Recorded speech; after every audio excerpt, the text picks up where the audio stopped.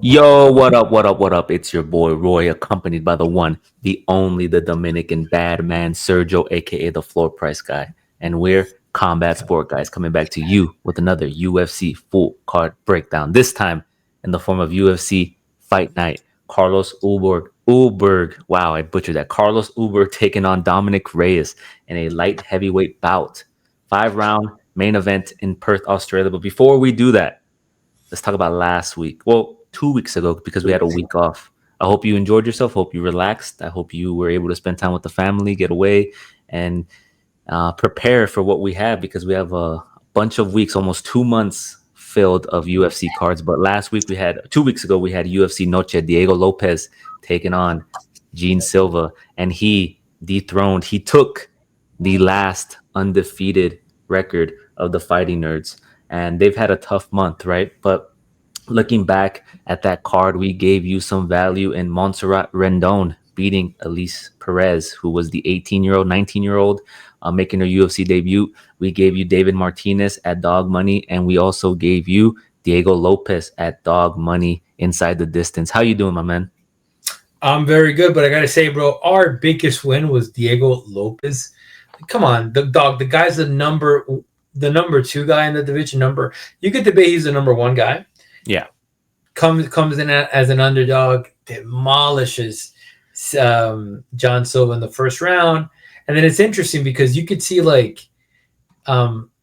was like in the pool party, like I said, and Yeah. I'm looking at the fight. Sorry, I wasn't home yet, but I'm looking at the fight on my phone, so you could see the lines like going super crazy. And at one point, when Diego Lopez had him mounted, bro, that man was a minus like 1,000, minus. Yeah. My boy's ready to finish. So And it's exactly what we said. We said that, we're going to see a little bit of the Ohio State wrestling training that he utilized and that he did in the build up to the Volkanovski fight, right? And what happened? Gene Silva threw a kick. He missed. As he turned his back, he shot in for the takedown, took him down, took the full mount, and then rained down some vicious 12-6 elbows, right? And he cut him open in that first round. Second round was a little dicey because Diego Lopez was getting tagged. Gene Silva was starting to get the rhythm in a little bit, but as Diego Lopez said, Silva became a little overzealous, a little too. He overthrew his shots. He was looking for the knockout, and Diego Lopez was able to land the spinning elbow that he said him and his team were training weeks for to land. Right, devastating knockout, got the ground and pound finish, and that's all she wrote, man. What do you think's next for both of them? It's not surprising. Well, I mean, John wants to fight Yair Rodriguez.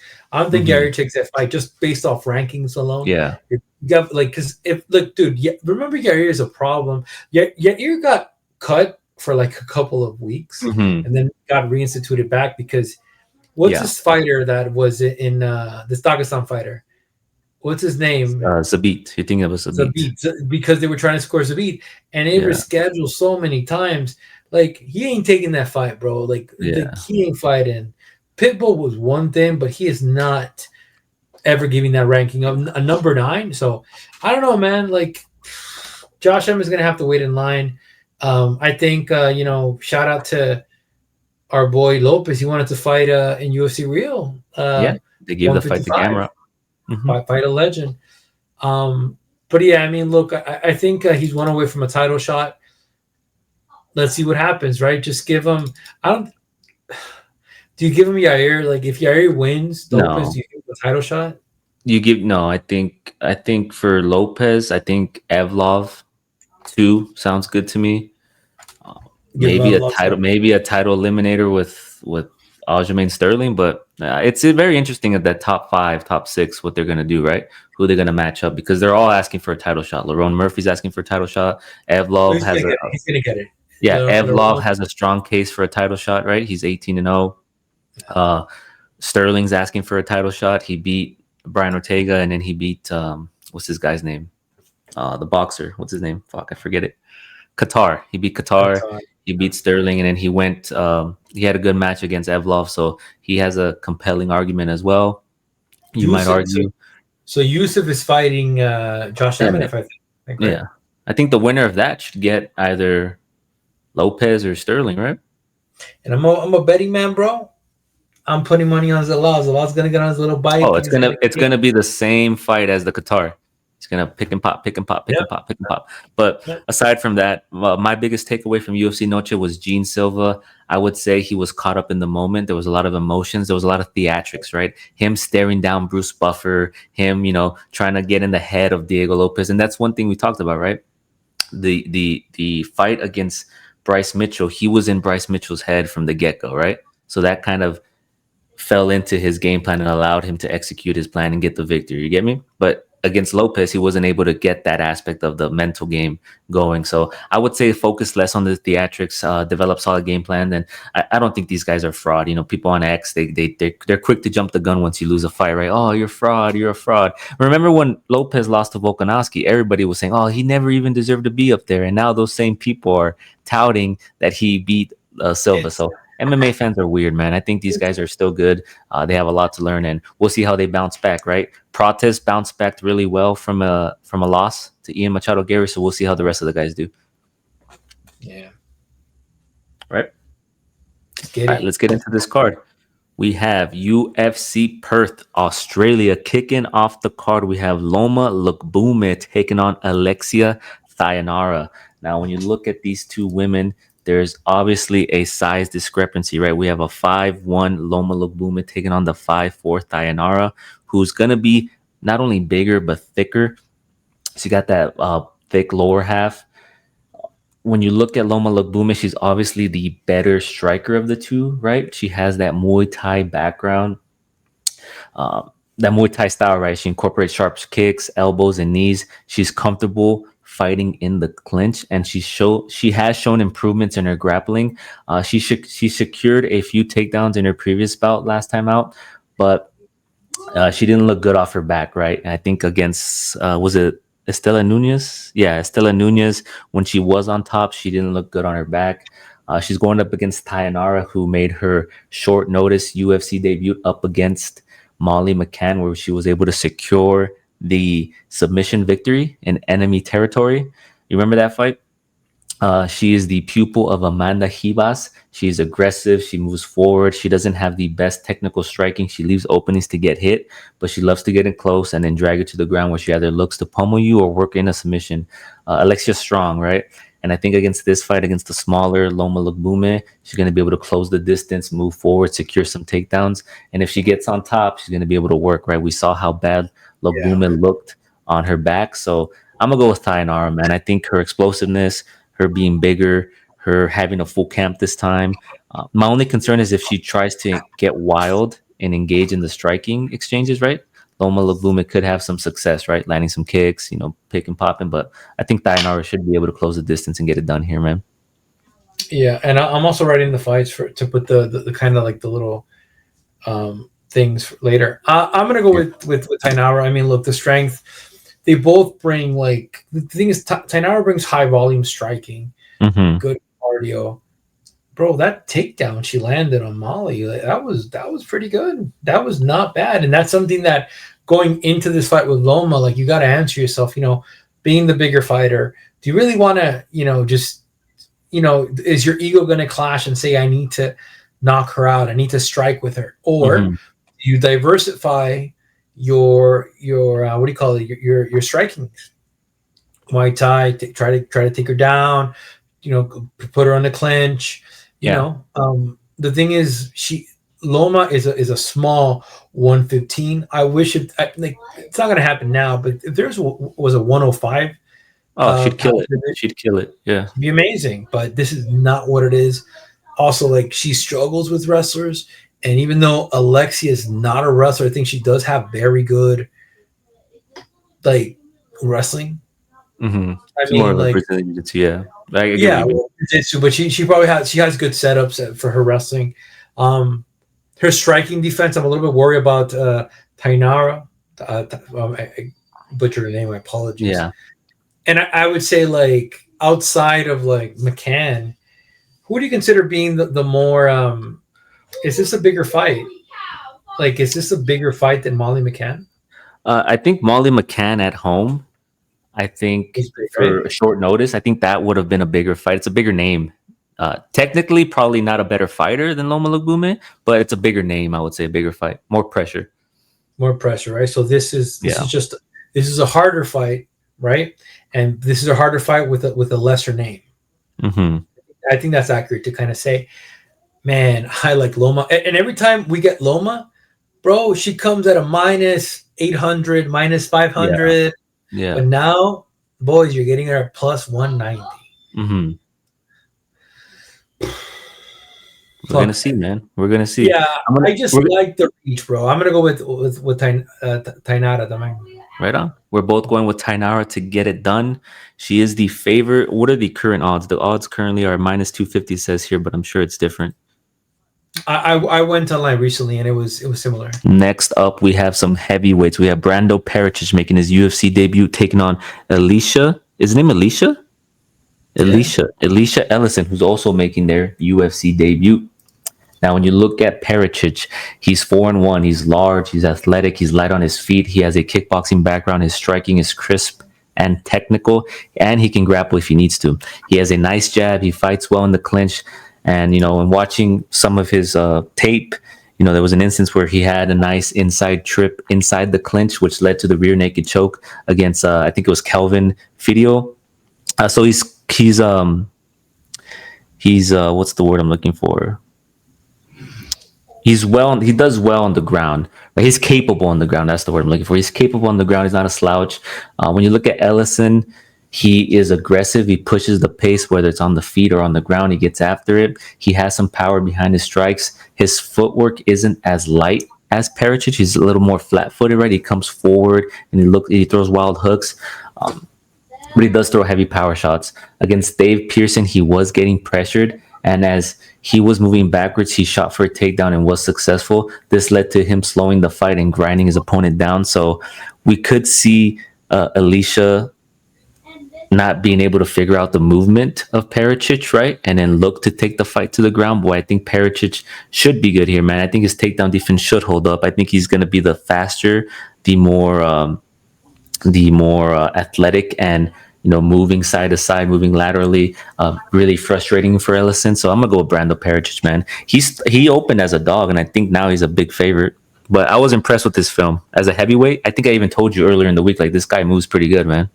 Yeah, and that's the thing, right? Like, you're dealing with two guys that, like, I think they're very limited in how much like experience they have. Yeah. Right. Like coming 4-1, and then Elijah, like the quality of opponents hasn't been there.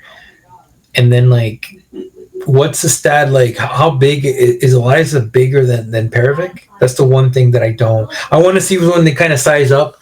I want to kind of see that thing. And like more than anything, I mean, Ellison has good skills, bro. Like and he has very good finishing abilities, but I'm just trying to figure out, like, does Pericic gas out? Does he feel the pressure of being hometown? Like, there's all these variables, right? I'm going to go with the American here. I'm going to go with Ellison. I think Elijah gets it done if he keeps kind of his composure. He has that team from Hopper, come from the Hopper camp, Combat Sports and Fitness. Pericic should be River City Kickboxing. It's going to be a good fight, bro. It's going to be a very good fight. It's going to be a good fight. So you're going to go with the dog and Alicia Ellison. Yes, I like me dog. I'm going to go with Pericic here. I think she'll get it done. It's going to be a good debut. Next up, we have some women getting after. We have Luana Carolina taking on Michelle Montague, who's making their UFC debut, coming over from the PFL. When we look at Luana Carolina, she's a striker with solid takedown defense. Doesn't necessarily have the best technical striking, but her unorthodox style is difficult for some people to penetrate and figure out. She can fight well in the clinch. She was taken down twice last time out, but in that fight, she was able to throw with volume and outstrike her opponent. She's going up against Michelle Montague, who's undefeated at 6-0. She is making her debut. She has the size. She comes forward. She's aggressive with her striking. She is primarily a grappler who has a background in wrestling and Brazilian Jiu-Jitsu. And if she's able to come forward, close the distance, and secure some takedowns, I think she should be okay. When you look at both these girls, Montague's going to be the bigger of the two, right? She's going to have the 2-inch height advantage, and the reach is the same. So I think for her to have some success is to close the distance, not let Carolina push the pace, not let her outstrike her or throw with volume, kind of slow the fight down, right? Secure some key takedowns, and then once on the ground, get to work. I think, if I'm not mistaken, Michelle Montague, all her fights have ended in finish. Don't quote me on that. Let me double check. It's a big favorite also, huh? Yes, he has 6 wins, all by submission. She's never been the distance, and she's never had a knockout. So she is a huge favorite. She's from New Zealand. She's from that part of the world. So I think she's going to have the crowd behind her. It's her debut. She might have the jitters, but she's fought in the PFL, right? So she has fought in front of an audience. I think she should be okay being at home, man. I think she gets it done here. Yeah, it's safe to say we're both going with Montague, if I'm correct. Mm-hmm. Montague. Yeah, Montague. And I mean, look, it's an undefeated fighter. Heavy, great wrestling, great grappling. Like, there's going to be submission attempts. The coming from the PL, there's also very good competition. What's the range in Luana? Like, what's the range? It's not even that. They're both 69. They're both 69. Yeah, they're 4'6'9". Yeah, man, I think Montel takes it. Like, I'm trying to kind of see how. I mean, our girl over here has been more time in the UFC, but more time doesn't really mean anything. And I'm looking at the wins and the losses, and I got to tell you, my boy, when I see a Molly McCain putting hands on Luana Carolina, that was a spinning elbow. That was something else. I'm gonna go with Montague. Montague. Sorry, if that's still a minus 210, I don't think that's a minus 210 anymore. I think that has to be more. Let me verify that. But I'm gonna go here and I'm gonna chase a takedown bet with her. Like, I want to see what are the odds of two takedowns, 3 takedowns, because we might have a situation where she lands like 1 or 2 takedowns. Let me just double check, because I'm very curious here, champ. Yeah, minus 235. I think she's a lock on minus 235. Right on. We're both going to go with Montague to have a stellar UFC debut and get it done up against the UFC vet, you would say, right? She has multiple fights in the UFC. How many fights does she have in the UFC? She has a lot of fights, bro. 2, 3, 4, 5, 6, 7, 8, 9. 9 fights in the UFC. So let's see what Luana Carolina could do up against the debuting Michelle Montague. Next up, we have Colby Thicknesse, the City Kickboxing prospect, taking on Josias Musasa. Now, both these guys lost their UFC debut, right? Colby Thicknesse lost to Alexandre Topuria on short notice, important note. And Alexandre Topuria is pretty good, man. I have respect for the Topuria brothers, man. He isn't the better boxer of the two, but his head movement and his defense is really well. Like, if you look at this, if you rewatch that fight and see how he moves his head and how his striking defense is, he's really zoned in, locked in. Josias Musasa last time out lost to Carlos Vera, where he was the heavy favorite. I think he was a minus 800. Vera was a plus 600. You called it that Vera was going to win that fight at a plus 600. Musasa's got dropped with a leg kick to the head and then got the rear naked choke, loss to Vera. When you look at Colby Thicknesse, he's primarily a grappler, but he does have decent striking. He moves forward, he gets you in the clinch and looks to secure takedowns. Although his takedowns aren't the best, he's mostly a Brazilian Jiu-Jitsu guy, right? He lost last time out to Alexandre Topuria, as I mentioned, on short notice, 30-27. But, he hung in there. He had a couple moments, right, in that fight that you can look at him and be like, okay, maybe there's something there. Musasa is a striker with devastating knockout power. 7 of his 8 wins come via KO, TKO, with only 1 decision victory. He's athletic, he's explosive, he comes forward, he plants his feet, and he stays in front of you. He stays pretty square, right? And he's looking to exchange with you. He's looking to bait you into exchanging with him so he can land that power punch. His grappling remains relatively untested at the highest level, but we have seen him in positions, if you watch film, where he's been on top and he reigns, vicious ground and pound. It's going to be interesting. I think this fight's going to hinge on the fact on whether you think, depends on whatever side you're on, right? If you're on the side of Musasa, do you think he's going to go in there, he's going to find the button, put Thicknesse away, right, and negate the wrestling? Then you're going to pick Musasa, right? But if you're on the side of Colby, you're going to look at Colby utilizing the footwork, right? Not staying square in front of Musasa.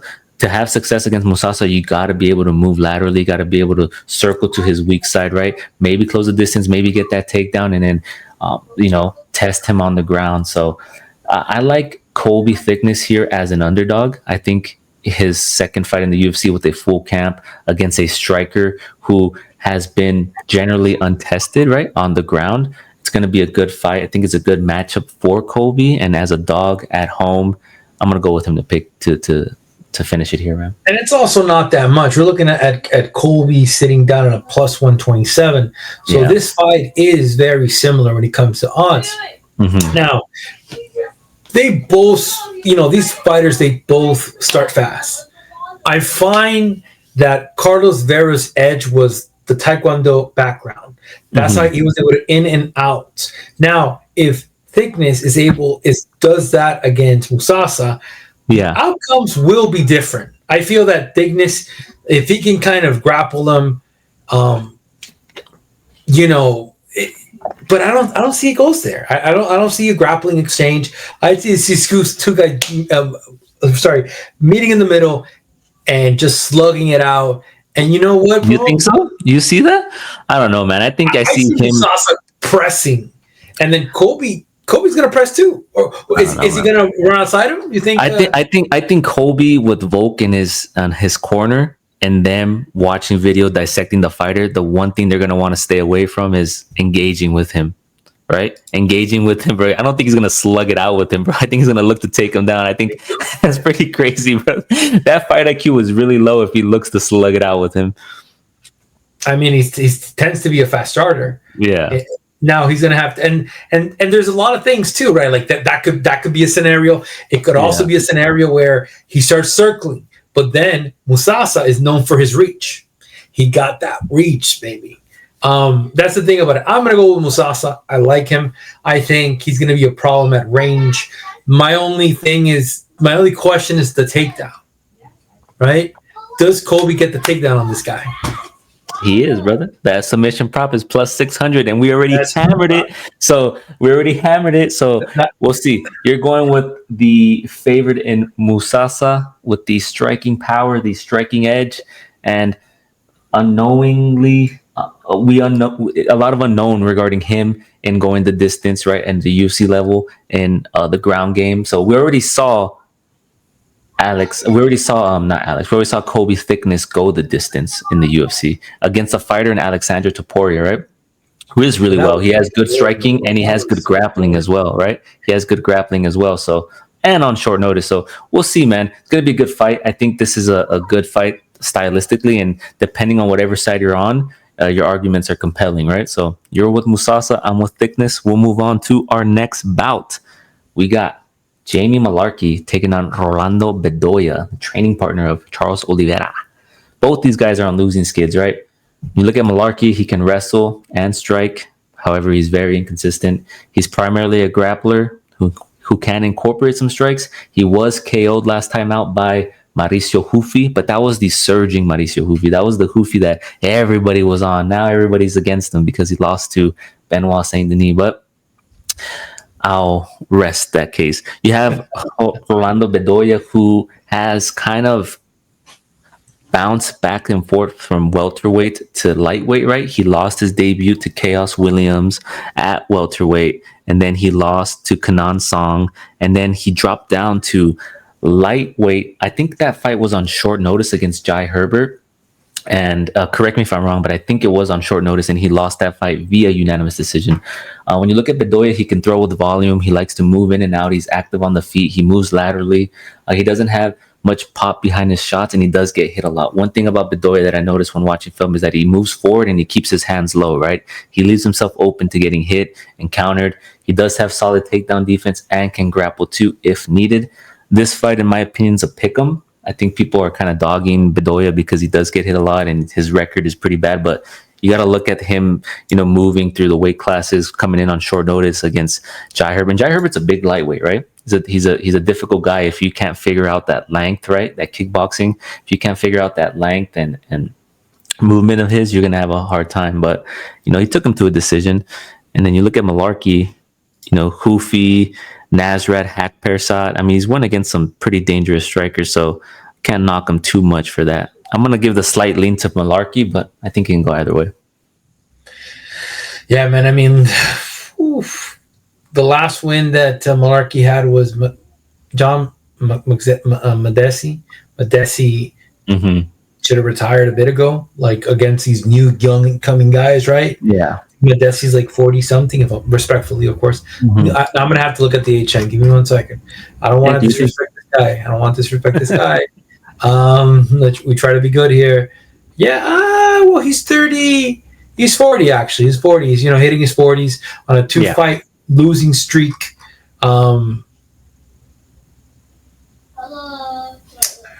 This is a very interesting fight. That was in 2020. What do you call it? 2023 was last. So he's really won prior to that 3 years ago. I mean, look, let's analyze Mullarkey. Like, would you say he's a brawler? Nah. It's one of those things, right? Like, does he brawl with Rolando, Bedoya? I'm gonna go with Bedoya. I like the boxing. I'm just afraid for his conditioning. That's really what it is. I will not be betting this fight. How about that? I'm not going to be betting this fight. These guys are, and typically, like, if you analyze the last couple of fights, this is where I'm a little bit is a superstition for me to believe that there's a shot that all the Australian fighters could win. There's a shot too, but I think there's a lot of I think the Bedoya and Mullarkey fight's interesting because people are gonna look at the records, right? And they're gonna be like, oh, these guys both suck, but this guy's at home, he's gonna win. But Bedoya, he has a shot because of you got to look at the circumstances, right? He's fought at welterweight and he dropped down to lightweight, I think on short notice. I got to check that out. And he lost I don't want to say it was a close decision, but he lost a decision to Jai Herbert. So I don't know. This is, like I said, this can be a close fight, man. But I think Mullarkey has the grappling edge, right? So I think that's what's going to edge it out for him. And then if you want to say that Bedoya does not have a UFC one, right? And Mullarkey does. Yeah. No, we could also add that to the equation because maybe Bedoya is not that caliber of fighter. And then it makes me change my decision of like, okay. But in a boxing match, Bedoya just takes him out. But if it's like, it's going to be striking. Look, he's going to, use kicks. Yeah. But I'm going to go with Bedoya. Like, I'm feeling a little bit adventurous today, champ. I'm trying to see if it was if he was in on short notice. But yeah, if you're feeling adventurous and you like the side of Bedoya, my issue with him too is he does get hit a lot. I think Jai Herbert was able to tag him a couple times. And it's just him dropping his hands. It's him dropping his hands and moving forward is what I don't like, man. But Jai Herbert's good though. We gotta show respect to Jai Herbert, right? Well, it was Jai Herbert who was on short notice. Okay, I had it backwards. Right on. We'll move on here. Very striking. Yeah. You're going with Bedoya. I'm going with Mullarkey to get it done. Move on to our next fight. This is a good fight here. We have a welterweight bout between Jonathan Micallef taking on Oban Elliot. Micallef last time out made his UFC debut up against Kevin Juicy J. Juicet, right? I think we were all on the side of Juicet, right? This guy's gonna fucking pummel him. This guy's a wrestler. He's gonna get beat on the feet. And what did he do? He did the opposite. He fucking hit him with some nice kicks to the body, to the calf. He was moving. He was keeping it at range. And I don't even think he wrestled as much in that fight. But he can grapple. He's coming off that win up against Kevin Juicet at UFC. I forget what it was. I think it was 312, right? Duplessis versus Strickland.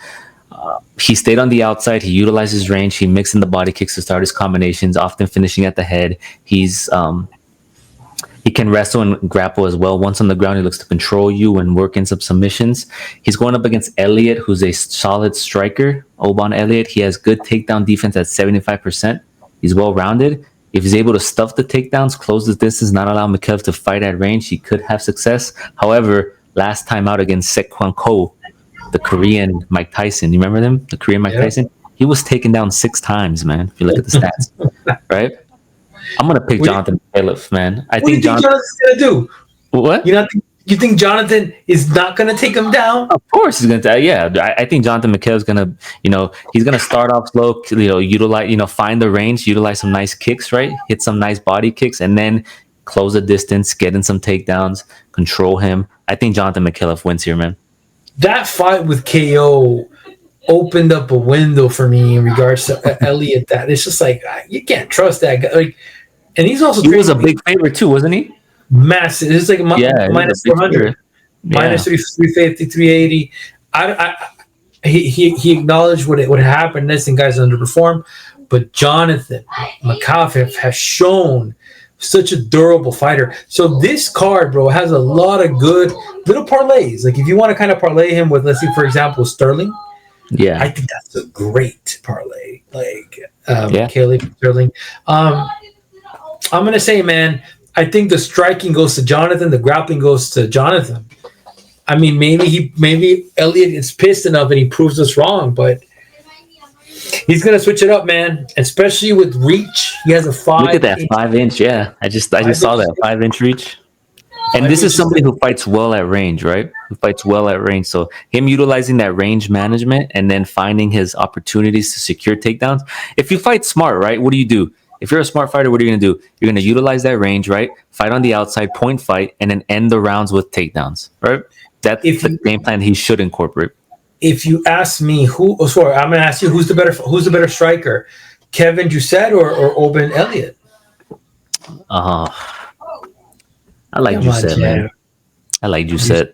Doucette is the better, but then I think Doucette. I'd give him the slight lean, yeah. Yeah, 100%. I give him a slight lean too. And this guy, I don't know, man. This guy, and like I'm just, dude. I think he's the lock for me. Lock of the night. Mm-hmm. Right on. Yeah, I'm very excited. We're both going with Micallef. He's a good prospect. He surprised me in his debut, so I'm gonna rock with him here. We're both going with him. We'll move on to our next bout. We have some middleweights going after it. We have Andre Petroski taking on Cam Rowston, making his UFC debut.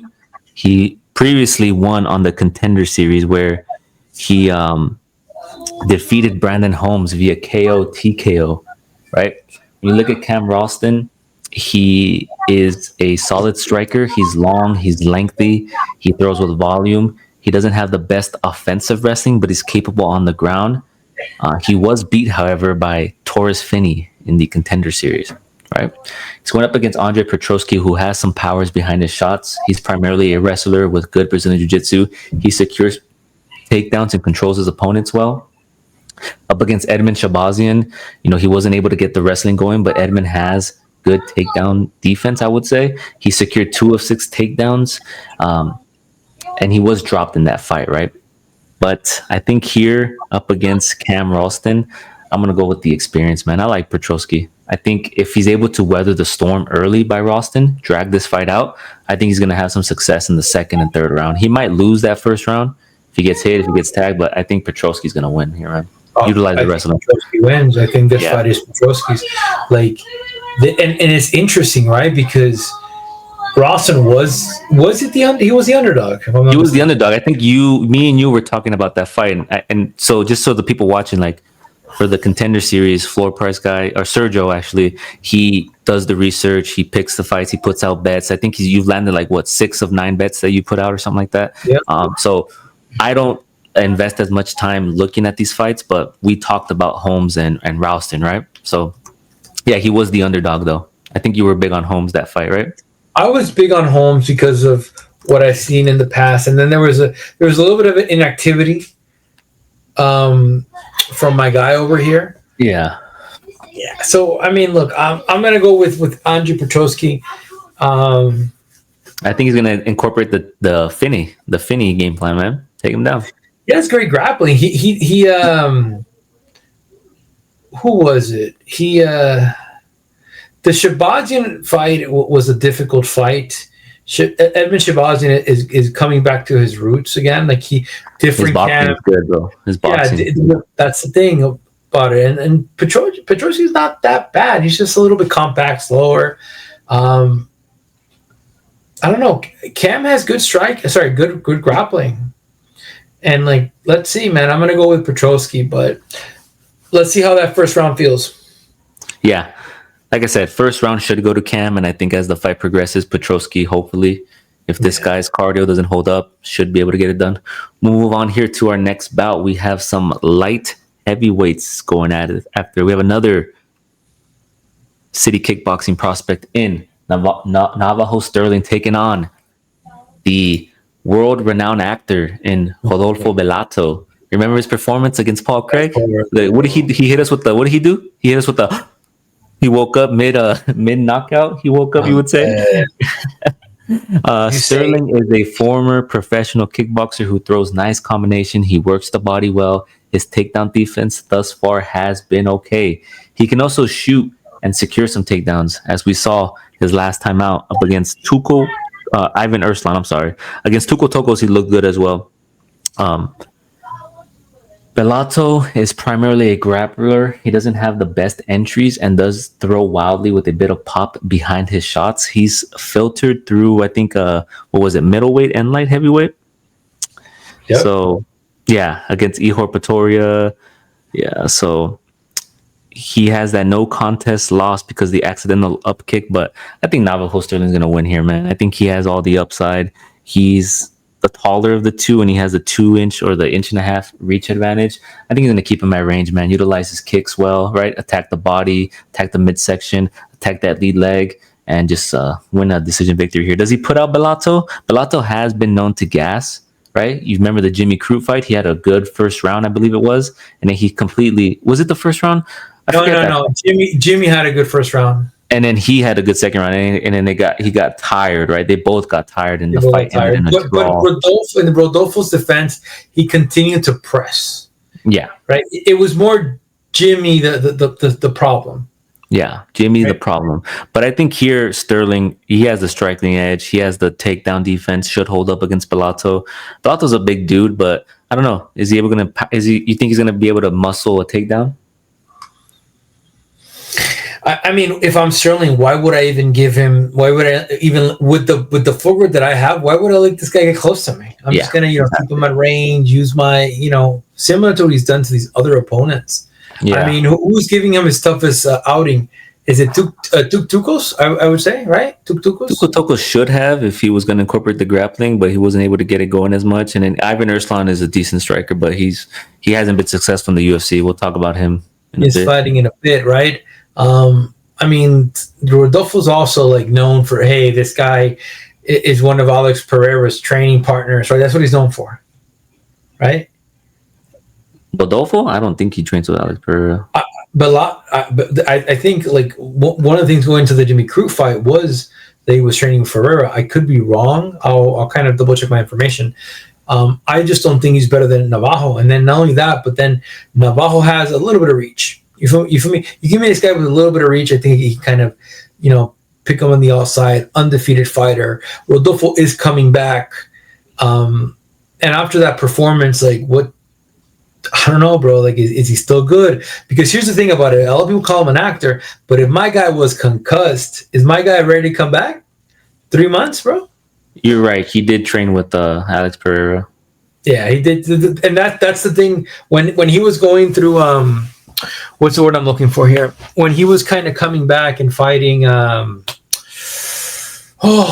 Jimmy Crute, that's how they hyped this guy up. His striking, his this, his that. I'm like, yeah, whatever, bro. It's all good. Whatever, brother. I mean, yeah, whatever. But it goes down into if Rodolfo really was concussed the way he was, my back's coming back in less than 3 months. Yeah. So is he ready to fight? Does he have that hunger? But if he goes, I don't know, man. That's everybody except Van, bro. Give me Stirling, bro. Van's the only guy that can get knocked out and come back in a couple of months. And Van's the only guy, right? Yeah, he did. Hey, shout out to Joshua Van. That's our guy. We'll move on to our next fight. We're both gonna pick Navajo Stirling to remain victorious in the UFC up against Rodolfo Bellato. And I think Rodolfo Bellato has some karma coming his way, man, because that performance was bad last time out. That acting, bro. What are we doing? Waking up mid-knockout, bro? But you know what the other issue was? It was also a fighter like Paul Craig. Yeah. It was Paul Craig is on the way out. Paul Craig is not the shell of a fighter he was. Feel me? And Bellato didn't want to strike. It was just weird. It's just very strange. But I'm gonna go with Stirling here.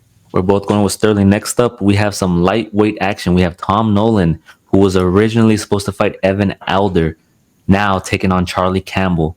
Tom Nolan is on a 3-fight win streak. He last beat Slava Claus via unanimous decision. He's long, he's rangy, his striking is decent. He can be accurate and technical. He doesn't have the best takedown defense. However, he can offensively grapple.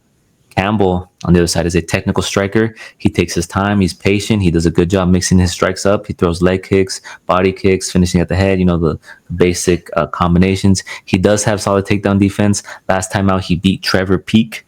Trevor Peek's an interesting guy, right? He has that big head. He kind of moves forward. He's hittable a little bit. Yeah. It's difficult to knock out, right? I think here I'm going to give it to Tom Nolan, man. Tom Nolan was already in camp, right? He's taking on a short notice fighter. He's at home. He's the taller of the two. He has the reach advantage. Not that long of a reach, 0.5 reach, but I think his striking is going to be a little more crisper. I think he's going to be a little more active, throw with more volume, and the movement. He's going to have the movement upside here against Charlie Campbell.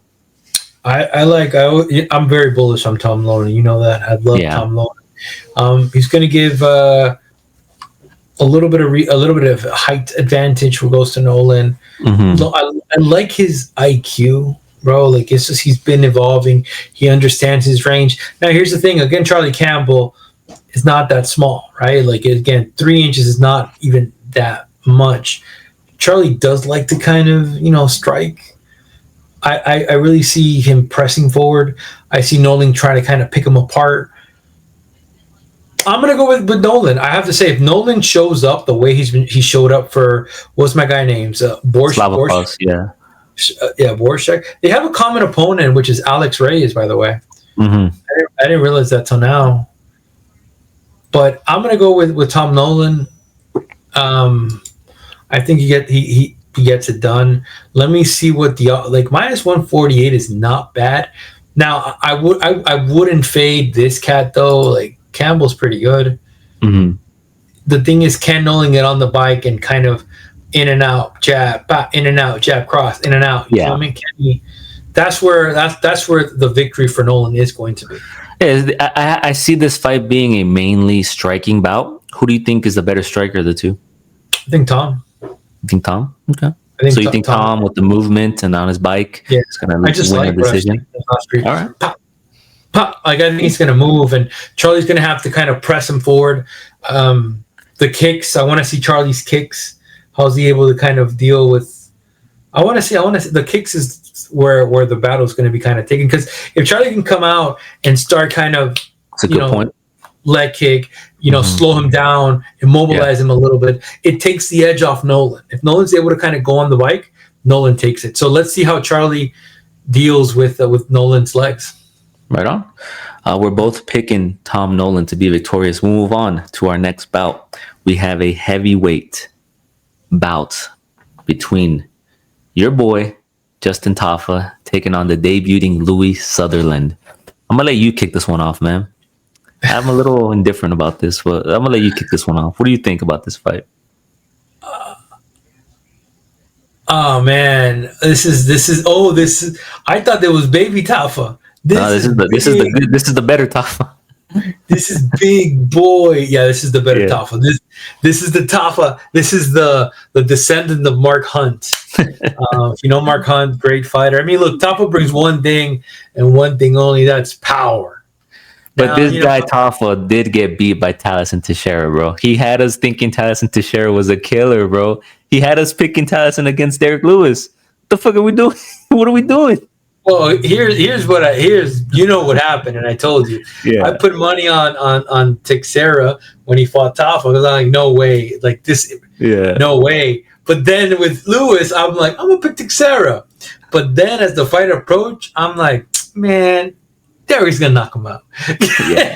And I picked I think it's like a plus 500 for the knockout, right? Knockout. Yeah, that should hit. Yeah. Listen, if you want to make some plus money, we try to give you plus money plays every card, whether it's a dog, whether it's a prop, whether it's a parlay. Make sure you follow us on X at Combat Sport Guys, where we are live every card. We not only put our bets out early, we also give you live bets. And then one of the things that Full Price Guy does so well, because he's on the account mainly, is he drops those live bets, right? It doesn't always hit, right? This is a volatile sport, but when they hit, they do hit, and we're gonna brag about them. So plus 500 knockout, talk your shit, man. I mean, who's the more athletic fighter out of the both of them? I got to go with Louis, right?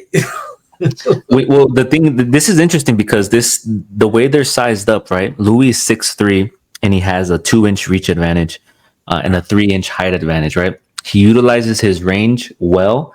He sets up his power shots with his jabs and calf kicks. His defensive striking isn't the best. He does get hit. I did see him get hit a couple times in film.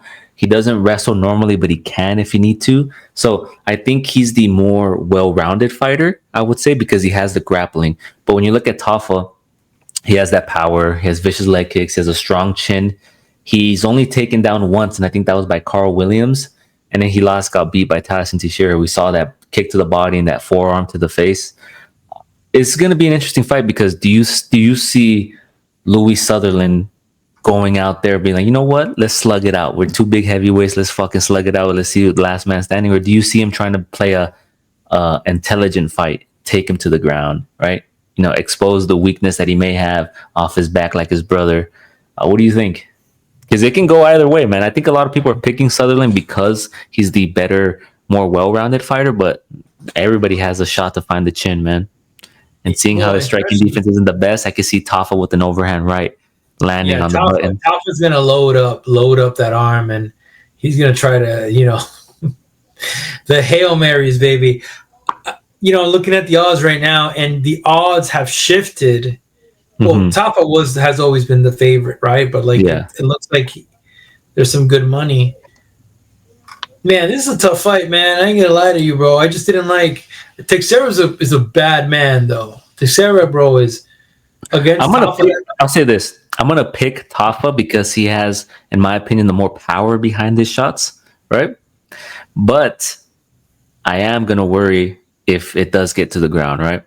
I am gonna worry about that because Tafa, Louis Sutherland's striking defense didn't look too good to me watching film. So I think Tafa, if he's able to just stand there, bang with him, not worry about the takedowns. If Louis Sutherland comes out vicious, I think Tafa can find him with an overhand right. But it'll be long. It'll be long, brev. How does our guy say? Shout out to Banter. We miss you, brother. It's going to be long, brev, if he gets the takedown, right? If Louis Sutherland I wish I didn't have to pick, bro. I'm not going to bet on this fight. I'm going to pick Tafa. I think at home, they're giving him another shot. He's on the main card. What are we doing, brother? But I'm not going to bet. I'm no longer putting my money on the Tafa brothers. I've been burnt too much. The Tafa bros. Yeah, we're not doing that. He could also gas in the first round, bro. Tafa could also gas in the first round. You see, that's the thing about it. That's true, but this is a heavyweight bout, brother. This is not going the distance. This is going to end under 2. If there's a under 2.5, let me see if that prop is out. Let me look at that.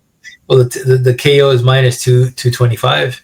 Yeah, this fight's not going to go the distance, brother. Unless Louis, makes it a grappling match, and my boy all of a sudden starts to, Daniel Cormier his way into the ring. Let's see this. Watch. So fight. Oh no, I said under. So the under 1.5 is plus 115. Shit, it's not bad. Under 1.5? Yeah, that means they're not predicting to go past the midway through the second round. That's actually a good prop bet. Plus 115, huh? I might hit that right now, actually. Well, but they're also counting on Louis to drag it out too, right? I think that's why, because if Top is going to be the more, these are heavyweights, brother. I know, but I don't know where Top was at. Like, I don't know, like maybe Top was a little bit motivated after his last loss against Teixeira. Like I said, Teixeira is like, man, why they got to make us pick, bro, in this fight? I'm going with Tafa. But I can see a world where Louis gets in the clinch, gets a takedown, maybe lands an elbow, hurts him, right? But I'm going to go with Tafa here. Under 1.5 rounds. We're smashing the plus money, plus 115. We just put money on it. Yeah, I think the 115 for I do want to go with Tafa, bro. I really want to go with Tafa, but I'm gonna go with Tafa, Wait for bro. the wins. Wait for the He's wins. He's gonna break my heart, bro. You think Tafa breaks my heart again? This cat's big. This cat's big, but we'll see.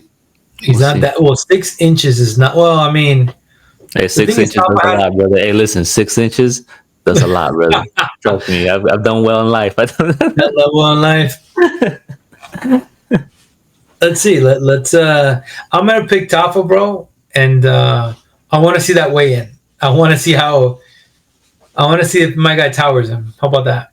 Yeah, we're both picking Tafa here. We're not betting money line on either of these fighters. I did put a prop bet on the plus 115 for it to be under a round and a half. We'll see what happens. We'll move on here to our next bout. We have your boy, Jake Matthews, taking on Neil Magny. Matthews is well-rounded. He's got good wrestling. He's got solid grappling and nice technical strikes. He got the submission win over Chidi and Jakwani last time out. You look at Magny, he's dangerous in the clinch. He has, however, been chinny in the past. He has been chinned. He has fought a lot of prospects. Up until last time out, he fought someone his age, and he got the KO inside the clinch, right? Magny's well-rounded. He utilizes his output on the feet and has decent grappling, often aiming to take you down at least one time a fight.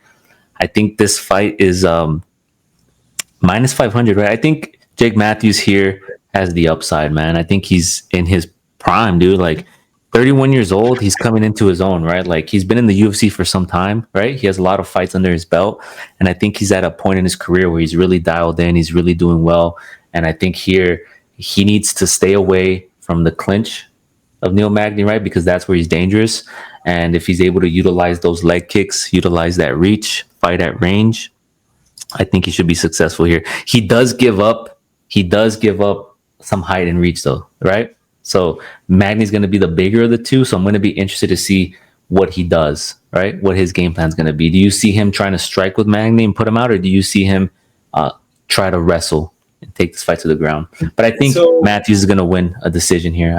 He might put him out, maybe ground and pound, maybe something, but I think Matthews gets it done. Listen, put the money on submission. If there's something Neil Magny is known, it's submission defense. Mm-hmm. If he's able to take him down, it's going to be a long night. It's going to be a quick night for what do you call it, Neil Magny.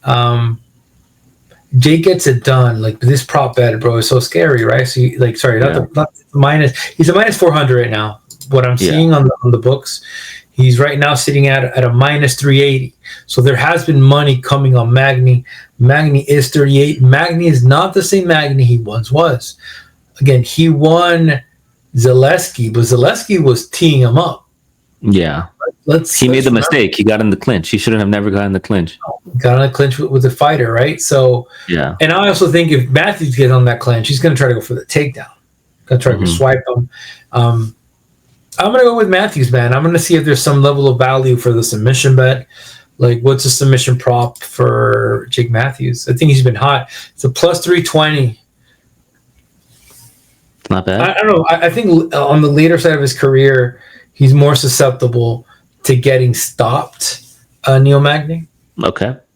Yeah, but the thing is, and he's fought a lot of like younger cats. Like the one time he's won in recent times has been against an older cat, right? 36 years old, I believe, 37-year-old Elizio Zaleski.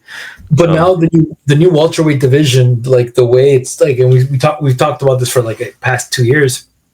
Is that new welterweight division has good blood now. Now that now it's full of new people. The Colbys are exiting. The Usmans are still. The Usman is still lingering there. But prior to that, like, you got Gilbert Burns maybe, but we got a lot of young blood. Even though Dave Matthews. Oh my God, Jake Matthews is hitting his prime. I think he's taken a lot of damage in his UFC career. I think now but maybe we're getting to see the Charles Oliveira stage of Jake Matthews. Mm-hmm. I'm going to go with Jake Matthews. I don't like the minus 380. Like, yeah, these odds are wide. I wouldn't. Even though I think he's going to win, I wouldn't. I know some people are going to put him in a lot of parlays, but just be careful. Remember when we were kind of talking about like last couple there was a card where the odds were just like so far. Yeah. It was like a minus 300 versus a plus 250. Like, and you're just like, bro, like, what's going on? This fight has odds that are closer, I find, and I like that. Right on. We're both picking Jake Matthews to win. We'll move on here. We'll keep it rolling. We're almost at an hour. We got to pick up the pace. We're yapping. We got Jack Jenkins taking on Ramon Taveras. Jack Jenkins is a solid striker. He has some pop behind his strikes. He has good takedowns, but cheap takedown defense and can grapple if need be. Once on the ground, he looks to secure control and drag you out. Last time out, he was submitted by Gabriel Santos, but Gabriel Santos is a beast, right? He's a freaking grappling prowess Brazilian Jiu-Jitsu practitioner. He looks to take you down, secure some submission attempts, and ultimately get the submission win. So he lost in Australia too last time out. Ramon Taveras is a technical striker with solid takedown defense. He has good counter striking. He's fast. He mixes his combinations well. Last time out against Grant, he was searching for the knockout shot, whereas Grant was piecing him up on the feet with the leg kicks and strikes, right? He was doing a really good job keeping him at distance, right? Chopping the leg, hitting the body, the kicks to the body. And I think we could see something similar here if Jack Jenkins looks to incorporate that game plan, right? If he looks to, because if you watch Jack Jenkins, he can throw really nice leg kicks. He can use both legs too, right? He's ambidextrous in that regard, where he could throw nice leg kicks with both kicks. But I think people are knocking Ramon Taveras because in that fight against Davy Grant, he was trying to close the distance and find that shot. But he does have nice speed and nice combination. So I think this fight is very close. As a dog at a plus 240, I'm licking my lips a little bit, man. I'm licking my lips a little bit. He has good takedown defense. And I don't know, man. Who do you think Jack Jenkins at home with the crowd is going to incorporate the same game plan with the leg kicks? Yeah, I think he's gonna be active with the leg kicks. Like it's just Ramon is known for his boxing abilities, right? Yeah. And the question is, and who's I find that Davy's more, what do you call it? Is a slower version of Jack Jenkins. I want to be careful how I say that. Yeah. Right. Because I think Dave Grant is good.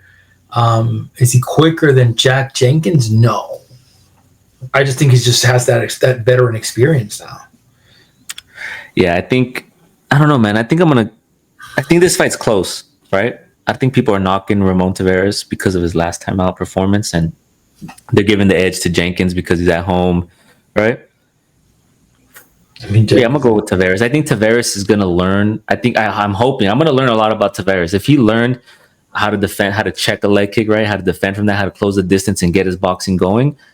This could be an interesting fight, but I'm going to go with Ramon Taveras. I think he's the better technical striker, right? And his takedown defense should hold out here. He has good counter striking too, right? And he's going to be the bigger of the two. He's going to have the 1-inch height advantage, the 2-inch reach advantage. So I'm going to go with Taveras to close the distance, get in the pocket, and get his wrestling going. So I'm going to pick Taveras. Yeah, I'm going to go with Jenkins. I think Jenkins is not losing again in his home country. I think, and I think it was very frustrating, right? Because Ramon really didn't use his kicks against Grant. Grant just kind of Grant is bro, he's a good fighter. Like I told you, good, man. He was a good fighter. Even when he was fighting, what was the guy he beat that I told you was going to beat? That was a favorite. Montley? Is it Montley? Montel. Who? Davy Grant? Yeah. You're thinking about what's his name? Demar Blackshear. I forget his name. Yeah. Blackshear. Oh, Montel beat I know Montel's ranked now as well. Montel's 15. Sorry. Yeah, but it's just Damon. You're thinking of Damon Blackshear. That's who he beat. Yeah, Damon Blackshear. Yeah, but I'm going back to Jenkins. I don't like the spread. I'm not a fan of the minus 300. I think this fight, you are right, is closer than what it is. But, what do you call it? Ramon does have good reach. My only concern is if Ramon starts pressing him forward. Because you could be a good kicker, right? But what happens when Ramon starts pressing you forward? And you can't, you're going to counter back. What are you going to do, right? And then he is known for, he gets hit clean once in a while too, right? Ramon gets hit clean, and his other issue is he gasses. Against Grant, you could see that in the second and third round he was visually fading. So I want to see him improve on his gas tank and his fight IQ, right? But I don't know if he does gas, then I think Jack Jenkins could either win a decision or a knockout in the later rounds. Yeah, I'm gonna go with Jenkins, bro. I think Jenkins has the mustard. Right on. You're gonna go with Jenkins. I'm gonna give Taveras another shot here, man. Hopefully he's improved. We'll see. We'll move on to our co-main event. Jimmy Crute getting his first dub last time out up against was it Ivan Erslan? Oh, Marcin Prachnio. I'm sorry, Marcin Prachnio. He got the submission win last time out. He's taken on Ivan Erslan. He's fighting Ivan Erslan. I'm an idiot. Jimmy Crute can secure takedowns. As you put out on X, he averages about 3 or 4 takedowns per fight. He moves forward. He pushes the pace. He does, however, lose his cardio and become sluggish. He got his first win last time out against Prachnio via submission. He's a good grappler, man. He's a big dude. He's like Alexander Volkanovski talked about, like at City Kickboxing, how they grappled, right? And like he's like, this guy's like strength. You can feel it when he's on top of you. He's a really good grappler. Erslan, when you look at him, he's a good counter striker. He doesn't offensively grapple as much. Navajo Stirling was able to take him down 3 of 5 times, and Navajo Stirling's not known to be a grappler, right? He's a kickboxer. I think this fight is designed for Jimmy Crute to have some success here. If he's able to get the grappling going, he's going to get another dub, man. I think he's going to be able to take down Erslan and win here. Does he finish him? We're going to have to look at that a little more closer. But I think Jimmy Crute's going to be able to close the distance, not engage in the striking with him, get that takedown, and pull out a victory here, man. I got to see whether he subs him or grounds and pounds, but I think he's going to be posed to get a victory here. Erslan hasn't had much success. I mean, he lost to Ion Cutelaba, where Ion Cutelaba wasn't wrestling, right? It was just a striking fight, right? It was just a striking fight, and he lost. He mixed it up. No. So Cutelaba did mix up the grappling. Not against him. He did in the second fight. He did in the fight after against who was not that? Against Ivan Erslan. Really? Mm-hmm. That was less than a year ago. That was also. It wasn't a France card. I don't know, bro, but I just remember Cutelaba. That was the fight that he kind of turned it over, and he said, "I'm just gonna be different. I'm not gonna fight a monster anymore." It was against Aslan. You're thinking about Ibo Aslan, where he submitted him. He took him down. He submitted, used the wrestling, and then after that, he said, after that, he said, "I'm not gonna mess around anymore. I'm gonna utilize my." He said, "Fuck, my wrestling's good, bro." Remember that? Yeah, no. But Cutelaba also had a good what do you call it? Cutelaba fought Erslan and had a great match too. I don't know. Just don't worry about that. I'll check out the takedown later and see if it was a takedown.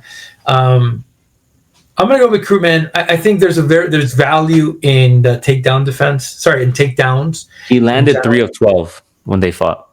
Cutelaba? So he shot 12. He tried 12 takedown attempts. He landed 3. Oh, so I was right. Yeah. So 25%. Yeah, I mean. Yeah, no, but then like he mixed up. What I'm trying to get at, like, he mixed it up against Erslan. That's what I'm trying to get at, right? And then if we're looking at Erslan has a weakness when it comes to his takedown, and Jimmy Crute, but the issue with Jimmy Crute is his conditioning. His cardio is one of the most horrible cardios in light heavyweight division. Against Rodolfo, he really he should have finished that guy. Didn't finish him, but then paid the price. Mm-hmm. I think he's learned from this, man. I think he's going to come back. He's learned from this. My only issue is like maybe all it takes him is one takedown. So I want to see the submission for 2. Maybe it's like a plus 180, something like plus 120. I don't think it's going to be big. I think there's going to be value on 3 takedowns. That's where they kind of increase it. So you're going to chase the takedown prop? Cool. Yeah, I'm going to check. I've been pretty good with those. With Sai, I landed Sai. Who else did I land? I landed 2 in a row. Like my takedown props are getting better. I'm gonna go with Jimmy Crute. Right on. We're both picking Jimmy Crute. You're gonna pick the side of him landing more than 3 takedowns, I believe, 4 takedowns. We'll see what the prop is. We will put him out. Make sure you check on X. We're gonna put that out. He'll have that out there. How many props? How many takedowns he will land? I think he does get it done here. I'm gonna do a little bit more research to see whether or not he might be able to get a finish here. So I'll look at that and we'll put that out. Submission prop is there. What's the submission prop?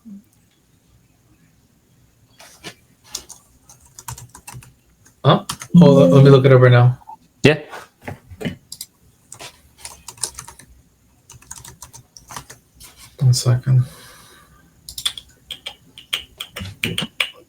More bets. Submission is a plus 250. Plus 250. There it is. Plus money. Might hit that. He has been submitted before, right? He has had one submission lost on his record, and that was back in the day in 2018. So he's held up well. So we'll see. Make sure you're on the lookout on X when we put out our bets. We'll move on to our main event. We have Carlos Ulberg, 12-1-0, taking on Dominic Reyes, 15-5-4. Now, this is interesting because this is Dominic Reyes' third 5-round fight in the UFC. I believe he had one against Jiri Prohaska, John Jones, obviously, and I forget who the third one was, if you can find that while I'm speaking. But nonetheless, Ulberg is having his first 5-round main event at his home country. When you look at Ulberg, he comes from a kickboxing background. He's unorthodox. He throws nice spinning attacks, nice high kicks. His leg kicks are really good. He's been on a strong winning streak. He can beat you multiple ways, whether it's a knockout or submission or decision. He has all those on his record. However, last time out against John Blachowicz, he looked like he was on his bike. He didn't want to engage in any of the exchanges. He picked and popped and arguably lost that fight. A lot of people had Jan winning that fight. An interesting stat that I looked at and I'll talk about more in depth is both the Jan Blachowicz fights and the Volkan Ozdemir fights. Those guys were pushing forward, right? They were chasing Ulberg, and Ulberg was able to utilize his counter striking and beat him to the punch, right? And utilize his movement in and out. But both those guys, like Blachowicz, he threw 38 leg kicks in 3 rounds against Ulberg. Ozdemir threw a total of 28 leg kicks. He started off aggressive, but as I mentioned, Ulberg was able to utilize his range and his counter striking really well, his jab, and pull ahead in the second and third round and utilize his footwork. He's going up against Reyes, who, everybody knows he gave John Jones a difficult fight. And since that fight, he went on a losing skid, right? I think he lost 4 in a row, if I'm not mistaken. And then, he lost 4 in a row. And then he came back, and now he's had 3 first-round knockouts, second round to Anthony Smith, but 3 knockouts after that. So 4 fights, losing skid, 1-3. And what do we know about him, man? Reyes is he has that southpaw stance. He throws really nice kicks. And the reason I brought up the kicks earlier is because Reyes threw 15 leg kicks in the first 2 minutes up against Krylov, right? And I think the difference that Reyes is going to have in comparison to Jan Blachowicz, he was coming off a shoulder injury, and he's older, man. He's almost 40 years old, right? So his movement and his speed wasn't that much. Wasn't posing that much of a risk to Ulberg, whereas I think Reyes, he has that southpaw stance. He throws a lot of kicks. If you watch the John Jones fights, if you watch any of his fights, he throws nice kicks to the calf, to the leg, to the body, and he has nice counter strike, right? He hits you with that left hook or that left straight, that right hook, that right straight. And I think the thing here is he's going to be able to incorporate a lot of kicks and kind of negate Ulberg's kicks. Right now, if Ulberg is on his bike, he's winning, he's utilizing his jab, he can pull out a decision victory here. But I think Ulberg's pressure and his mixing of combinations and strikes is going to be the differentiating factor here. So I'm going to go with Reyes, man. I think Reyes is going to mix up his shots. He has the experience. He has 5-round experience, right? And one of the things I like about Reyes and that he talked about and that we put out on Twitter is when he lost the John Jones fight, he switched up his whole team. He was trying to figure out why he lost that fight. And after going, what? After he lost to John? After he lost to John, he was trying to figure out why he lost that fight. So then he moved his whole team. He switched everything. He started fighting differently. And that's what he says led to his 4-fight losing streak. And then once he realized, you know what? I had everything to get there and beat John. So why did I change everything? Let me go back to my roots. And then that's when he started getting those first-round knockouts again. He's back with his old training partners, his old team. So I think, I like the story, man. I'm going to go with him here. I like him as a dog at a plus 200. He has the experience. He's fought the tougher competition, I would say. All right. So I'm going to go with Reyes to get it done. I yapped a lot. I'm sorry. No, that's okay. No, it's fine. I mean, You know what's funny? I'm just uploading the fight card pics right now. I'm sending it right now.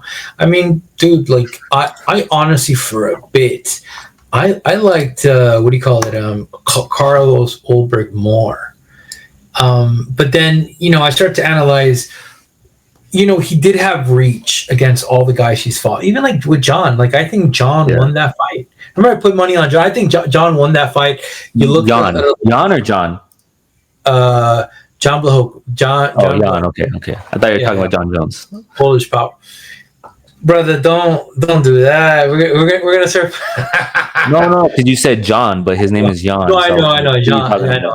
I thought we were gonna talk about John and the Reyes. We know he lost that fight, bro. We know John lost that fight, bro. Listen, brother. We'll move on. Go ahead.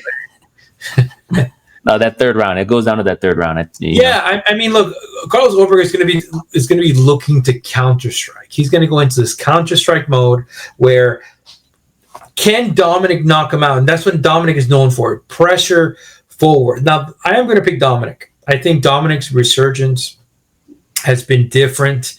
Mm-hmm. However, the opposition he's been knocking out is not my favorite. If you ask me, Nikita Krivlov is a good fighter, but he's not the Nikita that was fighting 5 years ago. You feel me? I think Jan is just better than these guys.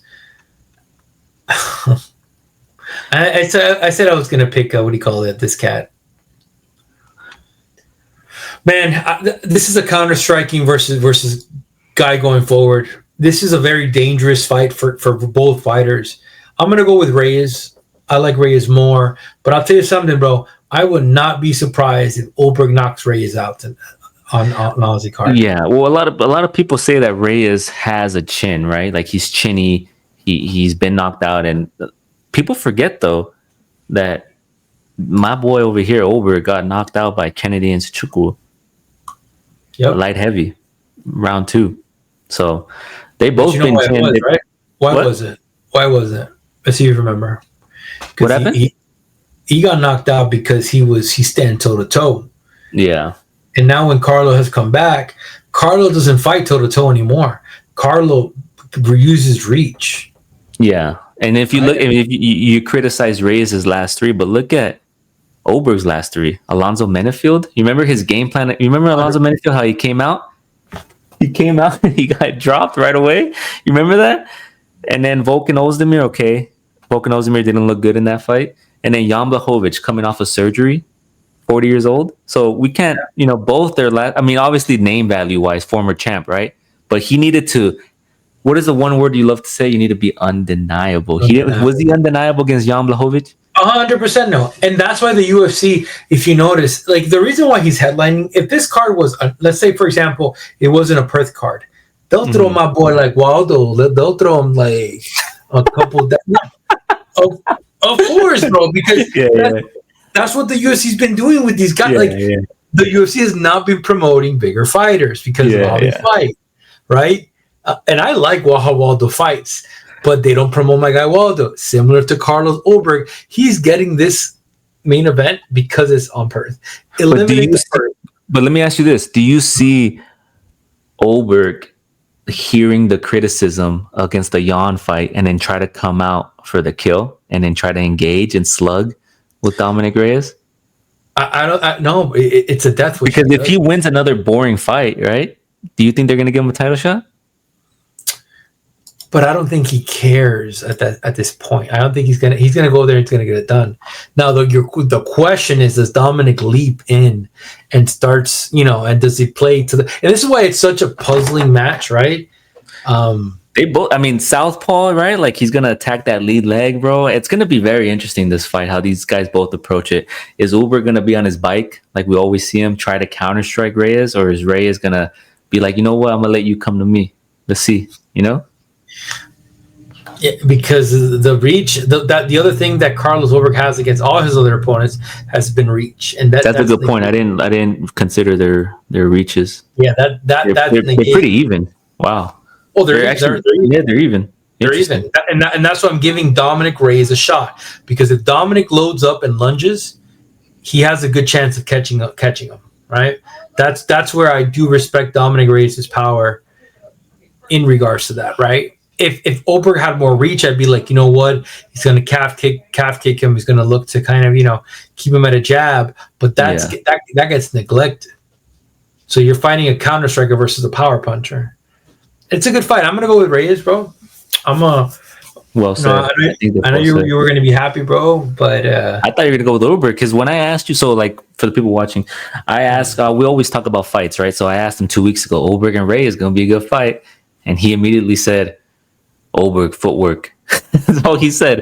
And I was like, okay, he's going to pick Ulberg, right? Without even pressing him. But I'm surprised you picked Reyes, man. The reach was my final decision. I looked at the reach and I said, you know what? Like, John against Reyes, John had pressing. John pressed him. I don't think Carlos presses him. I really don't. And I look at the pressure that Ozdemir and Blachowicz had against Ulberg is a different pressure than what Reyes is gonna, because Reyes is not gonna plot down and look in, get square in front of you and look for you, right? He's gonna stand light on his feet. He's gonna be in the center of the octagon. He's gonna pick his shots, utilize his kicks well. So it's gonna be an interesting fight, man. I think this is a very good fight, but plus 200 for Dominic Reyes, I'm gonna smack that, man. I love a good fairy tale ending. I love a good story. And hey, man, he wins. Let's say he wins. He goes on to challenge for the title. He wins the title, and he calls out John Jones on the White House, bro. What are you gonna do, brother? How happy would you be? Oh, I'd be very happy for John Jones. I would be so happy, bro.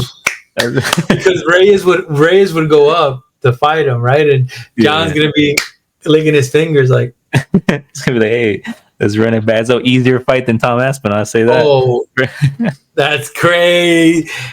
I'm hoping it. Well, I mean, I'm hoping it happens. There's a lot of stuff that could play out, man. That White House card, man.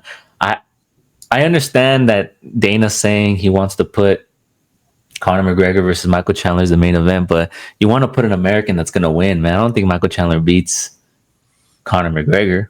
It'll sell well, right? It'll be a popular fight. Conor McGregor, but you gotta have a badass American up there, man. And who embodies America most than a guy with felonies, a guy who does drugs. It's true. It's John. Listen, John. I say this, bro. John engages more with the fans than any other of these guys, bro, that made it. Like that's just straight up facts, bro. Like, John will even reply to the hate, bro. I've seen haters come to John like, you would duck John Jones, and John replies like, brother, I've been fighting the best for like a decade and a bit. The guy's like, I love you, John. I'm like, man. People just want a reaction. When people hate, they just want a reaction, right? But anyways, that is our full card breakdown given to you guys here. Let us know what you think, whether you agree, whether you disagree. We will drop our bets and our picks on X shortly after this video is dropped on YouTube. Make sure you hit the like, make sure you hit the subscribe. There will be timestamps below. Floor price guy, you have any parting words for the people? I know the world's been kind of crazy. I know the stock market, the crypto market has been a little crazy for you, but it's also been profitable for you, right? It's been good. Any parting words, man? No, man, let's tune in. It's going to be a good card. It's going to be a long card. 14 fights and 7 p.m., 10 p.m. So we're finishing at what, like 1 a.m. Eastern time? I'm going to be at work for my boy said, give me a second. It's going to be a good card. I'm excited. But then we have the following, then we have the title shot versus Micallef versus Pereira. I'm excited for that. Is that after? Is that next week? Is that in 2 weeks? I don't even know what's after this. I think that's right afterwards. UFC fights. I don't even know what's on the schedule, brother.